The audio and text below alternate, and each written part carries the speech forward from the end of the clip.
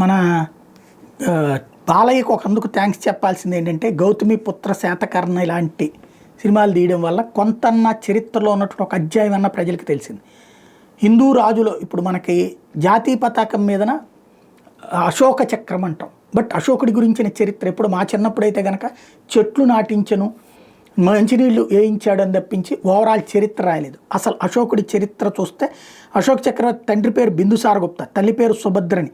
ప్రపంచవ్యాప్తంగా చరిత్రకారులు గొప్ప చక్రవర్తి అని పిలుచుకునే అశోక చక్రవర్తి చిహ్నం అశోక చక్రం. అదే భారతీయులు తమ జెండాలో ఉంచారు. చక్రవర్తి రాజచిహ్నం చార్ముఖి సింహంని భారతీయులు జాతీయ చిహ్నంగా పరిగణిస్తారు. అంటే 4 సింహాలది, పోలీసులకి దాని మీద కూడా ఉంటుంది కదా.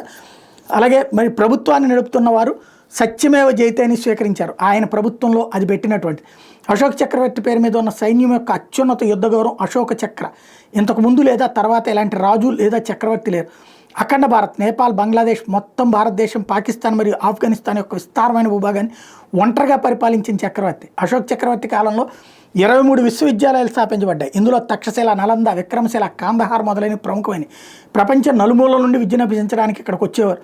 చక్రవర్తి పాలన ప్రపంచంలోని మేధావులు మరియు చరిత్రకారులు భారతీయ చరిత్రలో అత్యంత స్వర్ణయుగంగా పరిగణిస్తారు. అశోక చక్రవర్తి యొక్క పాలనలో భారతదేశం విశ్వగురుగా బాసిల్లింది. భారతదేశం బంగారు పక్షి వరిడి వెళ్ళింది అంటూ ప్రజలందరూ సంతోషంగా మరియు వివక్ష లేకుండా ఉన్నారన్నటువంటి చరిత్రకారులు చెప్పేటటువంటి అంశం. వీరి హయాంలో అత్యంత ప్రసిద్ధ హైవే గ్రేట్ ట్రంక్ రోడ్డు వంటి అనేక హైవేలు నిర్మించబడ్డాయి. ఆ రోజుల్లోనే 2000 కిలోమీటర్ల మేర మొత్తం రోడ్డుకి ఇరువైపులా చెట్లు నాటబడ్డాయి, సరస్సులు నిర్మించబడ్డాయి. జంతువుల కోసం కూడా తొలిసారిగా వైద్య గృహాలు, ఆసుపత్రులు ప్రారంభించబడ్డాయి. చంపడం ఆగిపోయింది. అలాంటి గొప్ప చక్రవర్తి అశోకుడి సంబంధించినటువంటి విషయాన్ని జనం తెలుసుకోవాలంటే ఆయన జన్మదినం సందర్భంగా ఏ సెలవు దినమో ప్రకటిస్తే తప్పించి తెలియదు.